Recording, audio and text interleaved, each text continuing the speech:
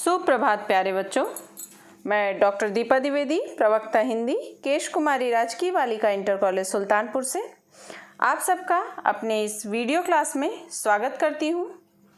बच्चों, आज के इस वीडियो में हम लोग अयोध्या सिंह उपाध्याय हरिओंद जी द्वारा रचित पवन दूतिका से प्रारंभिक 6 छंदों का अध्ययन करेंगे।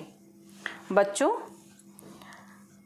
अपने संदेश को लेकर दूत या दूती प्रेषण की परंपरा हमारे यहाँ संस्कृत साहित्य से ही चली आ रही है। इसी क्रम में संस्कृत साहित्य के मेघदूत, हंसदूत आदि की प्रणाली पर हरिओंद जी ने भी अपने प्रिय प्रवास में वियोगिनी राधा से पवन को दूती बनाकर कृष्ण के पास संदेश भिजवाया है। कवि द्वारा चित्रित राधा के विरह कातर रूप से कहीं बढ़कर पर दुख कातर स्वरूप विशेष द्रष्टव्य है। लोक सेविका राधा की उदात्त भावनाएं उनके चरित्र को नवीनता प्रदान करती हैं। बच्चों, शीर्षक है या पाठ का नाम है पवन दूतिका और इसके रचयिता हैं अयोध्या सिंह उपाध्याय हरिओंद जी। संदर्भ जान लीजिए इसका।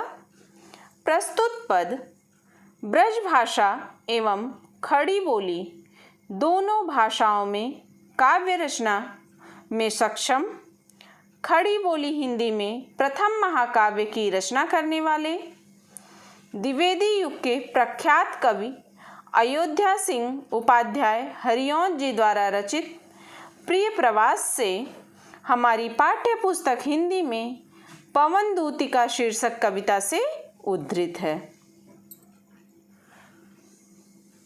अब हम लोग पद पढ़ेंगे। पहला और दूसरा पद है इसमें। बैठी खिन्ना यक दिवस वे गेह में थी अकेली, आके आंसू दृग युगल में थे धरा को भिगोते।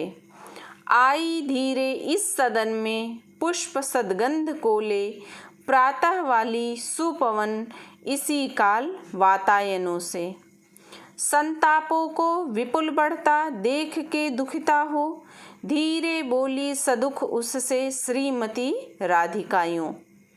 प्यारी प्रातः पवन इतना क्यों मुझे है सताती, क्या तू भी है कलुषित हुई काल की क्रूरता से।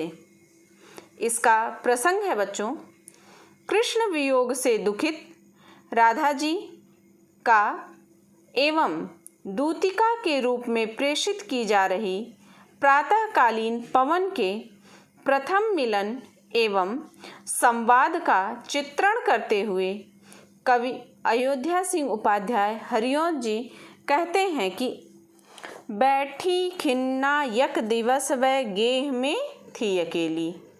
कौन बैठा था? राधिका जी। एक दिन, यक दिवस एक दिन, राधा खिन्ना अर्थात उदास, दुखित। एक दिन राधिका जी उदासी से परिपूर्ण घर में अकेली बैठी हुई थी।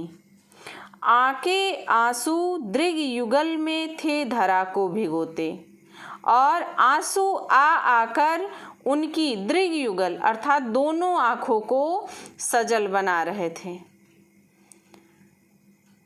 आई धीरे इस सदन में पुष्प सदगंध कोले, प्रातः वाली सुपवन इसी काल वातायनों से। कवि कहते हैं कि इसी समय प्रातःकालीन सुगंधित पवन वातायनों से अर्थात खिड़कियों से या रोशनदानों से होकर घर के भीतर आई। तो पूरा अर्थ देखेंगे कि एक दिन राधिका जी उदासी से परिपूर्ण घर में अकेली बैठी हुई थी। आंसू आकर उनकी दोनों आँखों को सजल बना रहे थे और इसी समय प्रातःकालीन सुगंधित पवन खिड़कियों से या रोशनदानों से होकर घर के भीतर आई।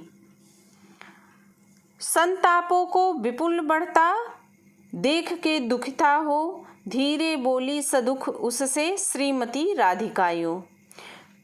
पवन के प्रभाव से राधा का दुख और बढ़ गया। संतापों को विपुल बढ़ता देख के दुखिता हो, और उन्होंने दुखी होकर क्या किया? धीरे बोली सदुख उससे श्रीमती राधिकायो। कवि कहते हैं कि जब पवन के प्रभाव से राधा का दुख बहुत बढ़ गया तो उन्होंने दुखी होकर धीरे धीरे पवन से कहा। क्या कहा? कि प्यारी प्रातः पवन इतना क्यों मुझे है सताती। हे प्रातःकाली पवन, तुम क्यों मुझे इस प्रकार से सता रही हो। जब पवन के प्रभाव से राधा का दुख बहुत अधिक बढ़ गया तो उन्होंने दुखी होकर धीरे धीरे पवन से कहा कि हे प्रातःकालीन पवन, तू मुझे क्यों इस प्रकार सता रही है। क्या तू भी है कलुषित हुई काल की क्रूरता से। कहती हैं कि क्या तू भी समय की कठोरता से कलुषित अर्थात दूषित हो गई है। क्या तुझ पर भी समय की क्रूरता का प्रभाव पड़ गया है। काव्यगत सौंदर्य जान लीजिए।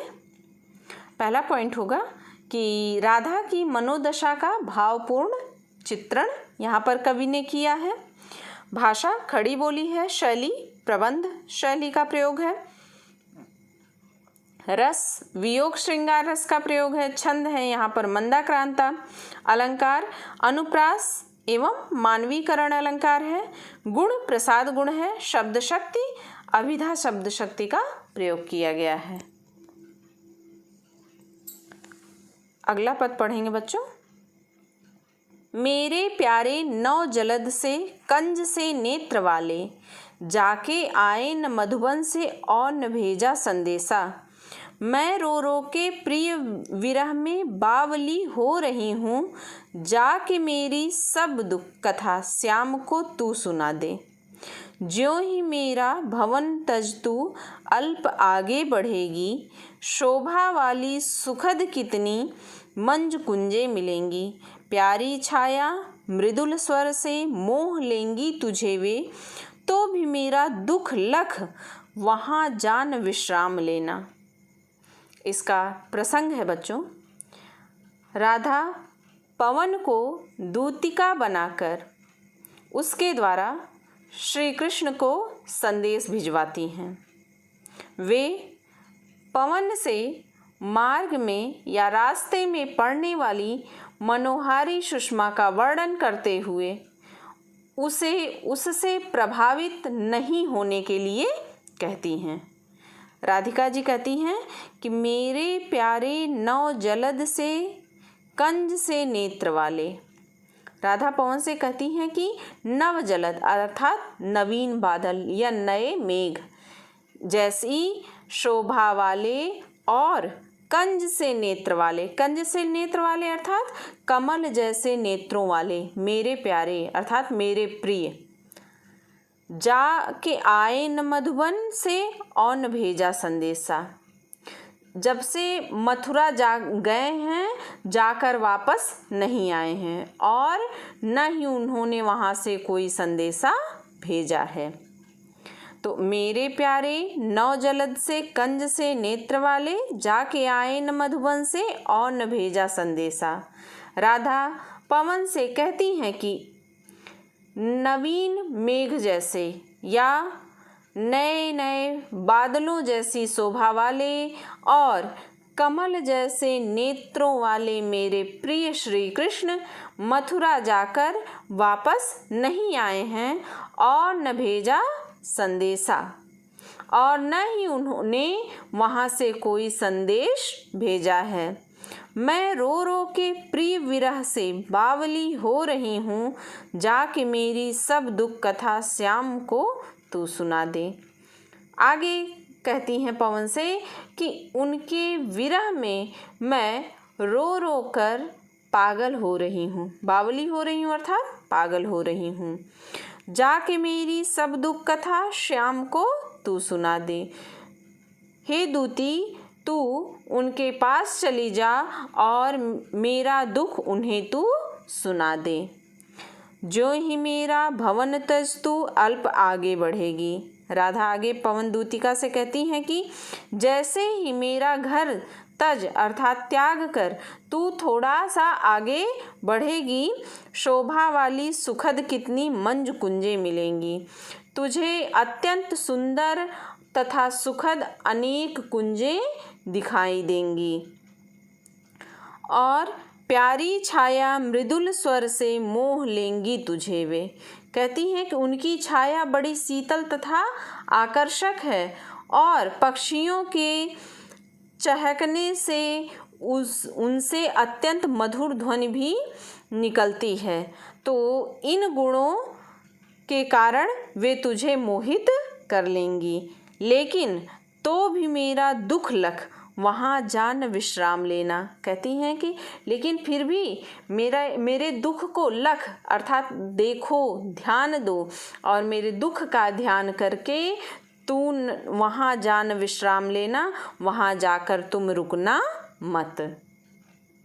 राधिका क्या कहती हैं कि मेरे घर से जैसे ही तुम आगे बढ़ोगी, तुम्हें अत्यंत सुंदर तथा सुखद अनेक कुंजें दिखाई देंगी। उनकी छाया बड़ी शीतल तथा आकर्षक है।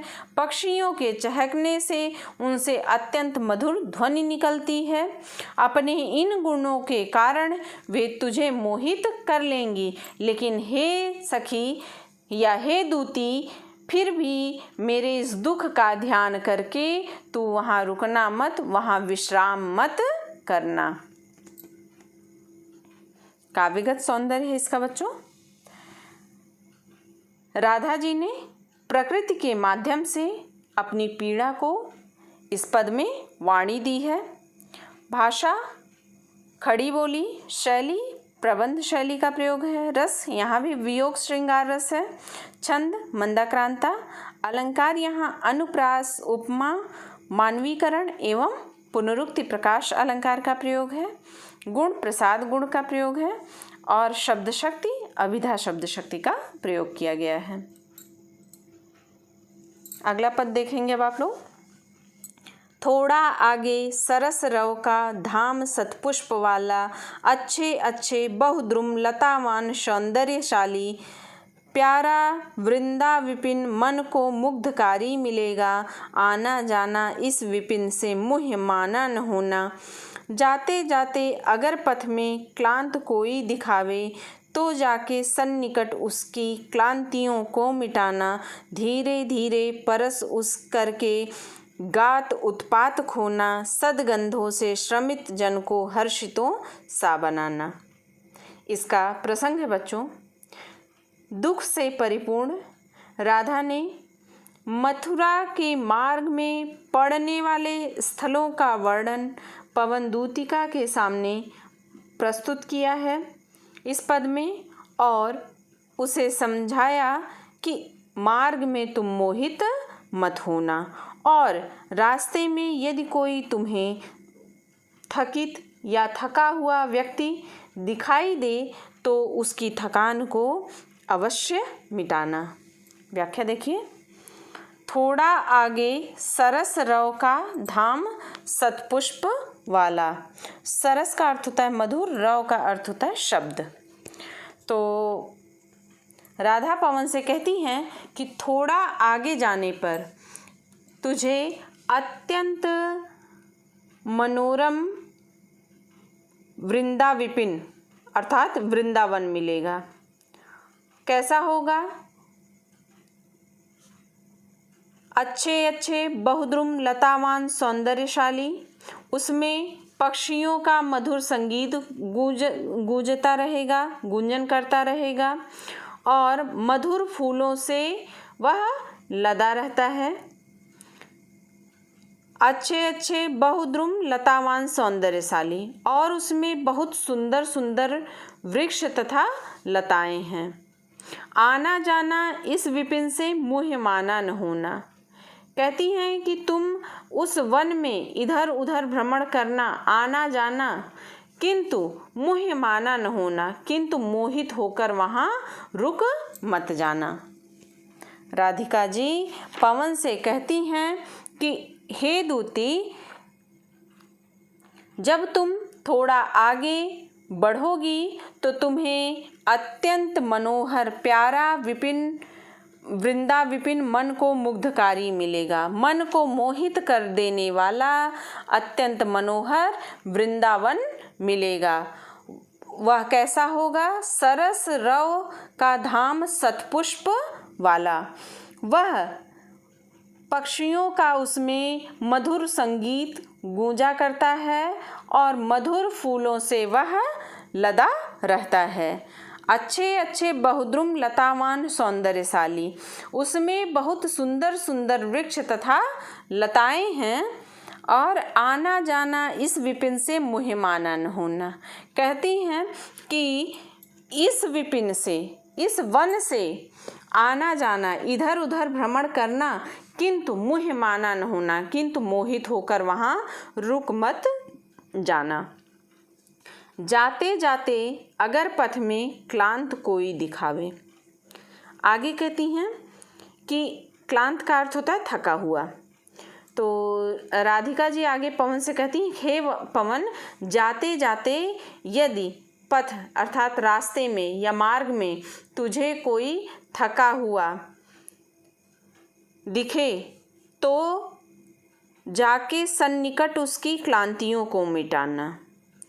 तो उसके निकट जाकर उसके थकान को या उसके दुखों को तुम दूर कर देना। कैसे करना दूर? धीरे धीरे परस करके गात उत्पात खोना। परस अर्थात स्पर्श, गात शरीर, उत्पात गर्मी या कष्ट। तो धीरे धीरे उसके शरीर का स्पर्श करके उसकी गर्मी को या कष्ट को दूर करना। सद्गंधों से श्रमित जन को हर्षितों सा बनाना। सद्गंध सुगंध या खुशबू, श्रमित थके हुए, जन लोग, हर्षित प्रसन्न या खुश। तो अपनी सुगंध से उस थके हुए व्यक्ति को प्रसन्न कर देना। राधिका पवन से कहती हैं कि जाते जाते यदि रास्ते में या मार्ग में तुम्हें कोई थका हुआ, दुखी या व्याकुल व्यक्ति दिखाई दे तो उसके निकट जाकर उसके दुखों को दूर करना। धीरे धीरे उसके शरीर का स्पर्श करके उसकी गर्मी को दूर करना, उसके कष्ट को दूर करना और अपनी सुगंध से उस थके हुए व्यक्ति को प्रसन्न कर देना। काव्यगत सौंदर्य है बच्चों इसका। यहाँ राधा का लोक सेविका का रूप कवि ने चित्रित किया है। भाषा खड़ी बोली है, शैली प्रबंध, रस यहाँ भी वियोग श्रृंगार रस का ही प्रयोग है। छंद मंदाक्रांता, अलंकार अनुप्रास, मानवीकरण एवं पुनरुक्ति प्रकाश अलंकार का प्रयोग है। गुण प्रसाद गुण का प्रयोग है और शब्द शक्ति अभिधा शब्द शक्ति का प्रयोग किया गया है। बच्चों, आज के इस वीडियो में हम लोगों ने हरिओंत जी द्वारा रचित पवन दूती का शीर्षक कविता से प्रारंभिक 6 छंदों का अध्ययन किए हैं। उम्मीद करती हूँ आपको अच्छे से समझ में भी आया होगा। यदि कहीं कोई समस्या हो तो आप मुझसे पूछ सकते हैं। मिलते हैं बच्चों अगले वीडियो में। धन्यवाद।